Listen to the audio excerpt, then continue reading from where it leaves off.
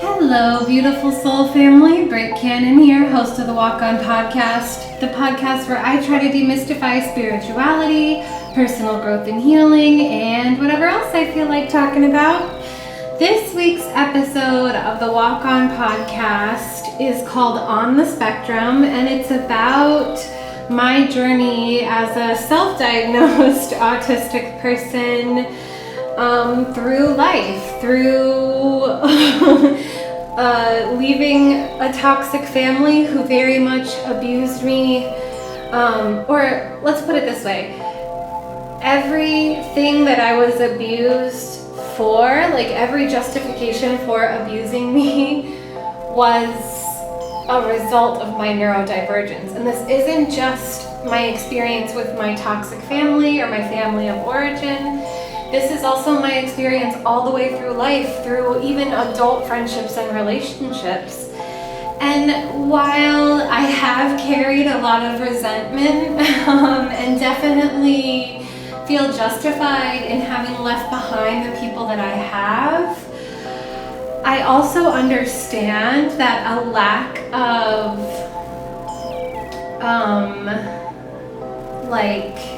knowledge of neurodivergence, a lot of sort of societal brainwashing, white supremacist, capitalist, heteropatriarchal brainwashing as far as neurotypical being the standard. I addressed this similarly in my Queer as in Fuck You, What Gender, and Let's Talk About Sex Baby episodes, where when we have in society, and also in the white supremacist, capitalist, heteropatriarchy episode that's way back in the archive of this podcast.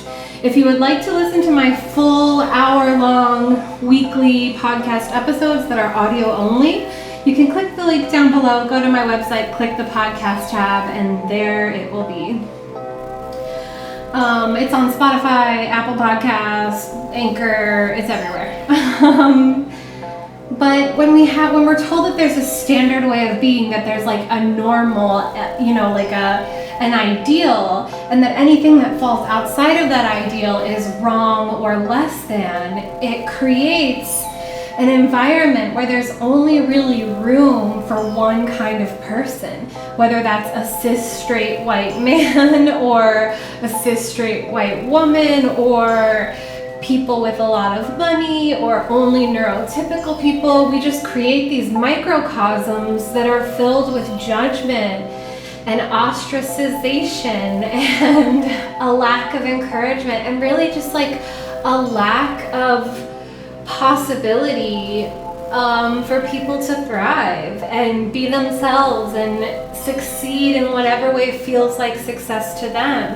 This also feeds into capitalism because autistic people have a hard time. We really struggle with being, like members of society in a social setting, and like so much of work is social. Like if you think about working in an office, like the social politics of the office, the dress codes, the unspoken subtextual language, like all of that stuff is very confusing and just very tough to navigate for an autistic person.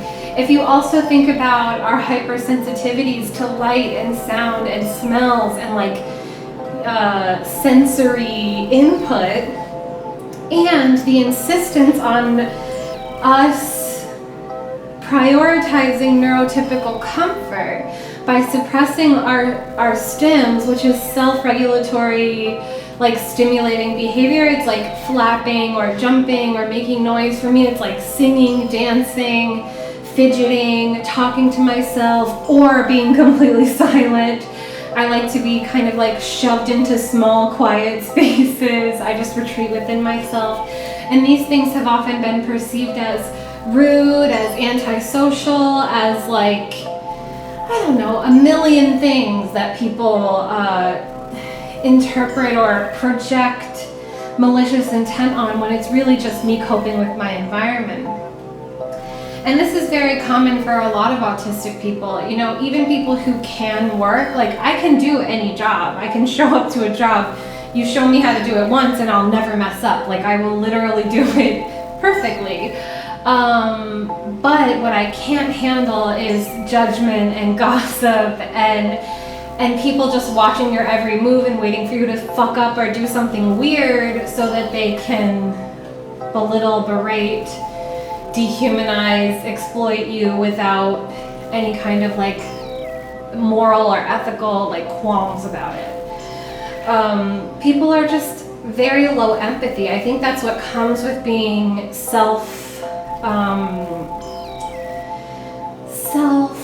what's the word I'm looking for? Like self-obsessed, selfish, self-centered. There it is. You can only see the world from your perspective. You can't empathize and open up and like consider anyone else and where they're coming from. And this all comes from that idea of a standard, like the idea of competition, the idea of like, you know, people say women are catty, but women are only like quote unquote catty because we're conditioned from day one, whether we're straight or queer or not even women. We're taught that it's our job to compete for male attention. So we always feel like we're at odds with other women, or even if we don't feel that way, other women feel that way towards us, and it just creates this air of competition. It's the same thing in any marginalized group or overlapping marginalized identities. There's just this idea that like there can only be one successful person out of every marginalized group, so that a toxic corporation can check off their diversity boxes and feel better about themselves and continue exploiting and causing harm in the world and the environment and keep us causing harm to each other. Small digression, but this is kind of a positive take on neurodivergence in general, although I'll get into more of the subcategories of that in my next episode next week, called The Beauty of Neurodivergence. But this week I'm mainly focusing on autism because that's the main one that affects me. That's the main thing that I have the most experience with, and I also just like love autistic people. I love our thirst for knowledge. I love our special interest obsessions. I love our info dumping. I love stimming. I love little chewy necklaces. I love shaking my head. I love the genius. I love what my partner calls the lack of ability to feel the elephants in the room. I love the natural authenticity. I love the excitement, like the abundance of joy. I love the hyper empathy. I love the many, many different ways that we express ourselves. I love the lack of societal constructs. I love that we only hate ourselves if someone teaches us to. I love our resilience. I love our inherent anti-capitalistness because we don't understand constructs, and because when a society tells us you're worthless because you can't work, or you're worthless because you can't fit into this, you can't contribute to society, and this like let yourself be exploited in order to work to provide for yourself type of way, we say like, no, that's wrong. I don't get that. I can't be a part of that. Like, I just love the can'tness of it. I love the inability to be fake. I love the blunt communication, blunt but not unkind. You know, it's never coming from a place of malice, but it is coming from a place of honesty. And again, I think if more people saw that as a beautiful thing and didn't take it as such a threat to their egos, such a threat to their sense of self, and such a malicious, intentional thing, and just instead realize that we all have different ways of communicating, and that actually we would do a lot more healing and a lot more, we would have a lot less misunderstandings. There would be a lot less toxicity in social environments, in relationships. If more people were like us, if more neurotypical people could just say what they mean and mean what they say, if there weren't all these games and all this like hiding and omission and saving the best parts of yourself for someone who proves to you that they deserve it. I don't know. It's just like the games neurotypical people play are just exhausting to me. And that's not to say that I don't feel the pain of rejection and that I don't suffer the consequences of people's perceptions of me. I certainly have. I've lost many friendships because of people just like not accepting that I'm autistic and that and certain things are hard for me. Directions are hard for me. Being a super reliable person is pretty hard for me in general because like shit just happens. I'm bad at leaving the house. I'm borderline agoraphobic. I just can't sometimes, you know. If I'm close to a burnout, I will just like shut down. I'll just disappear into my little blanket cave for a week or two. And sometimes I'm really bad at getting back to text messages because I have this like object permanence thing where everyone I love I sort of carry with me all the time. And when I think about them, I get giddy and excited and like happy to know them. I celebrate them on social media, but I'm not the kind of friend that like necessarily checks in a lot. I sort of need, because it just doesn't occur to me. Like I'm so content alone and in my inner world that it literally just doesn't occur to me to reach out. Once in a while, but honestly, every time I do it, I feel so like anxious and worried and bad, and I feel like, oh, what if I can't keep up with this conversation and then the person's gonna feel rejected? Like just, it's a lot to navigate. So I understand that can be frustrating, and some people that's a deal breaker, and I totally get that and respect that and don't take that personally. But it would be nice if the not taking things personally could go both ways, because a lot of people have gotten very angry at me for things that I just can't help. And also a lot of people have been frustrated with me for my inability to hold like a traditional job. I'm very smart, like hyper intellectual. I love learning. I love doing new things. I love helping. I love contributing. And when I am really into something, I'm like really into it. Like I will learn everything there is to know about it. And all this makes me a really good worker. I love following directions. I love clear, concise directions. And I love jobs that are kind of like menial and like repetitive, task oriented. But it's really hard for me to work. It's really hard for me to interact with people I'm not comfortable with every day. It's really hard for me to mask.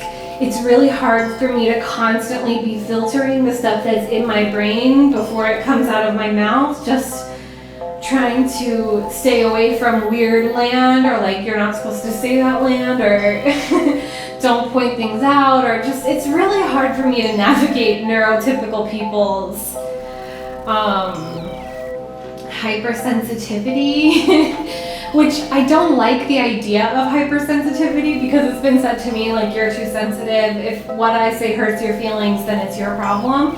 And I don't believe in that. When I hurt someone's feelings, I feel really bad. Like I will have physical cringy pain every time I think about it for the rest of my life. Like it really bothers me to do the wrong thing. But I don't mean to do the wrong thing. And for me, when I feel that someone has fucked up like accidentally, I'm much more willing to like forgive and be like, okay, let's try this again, you know?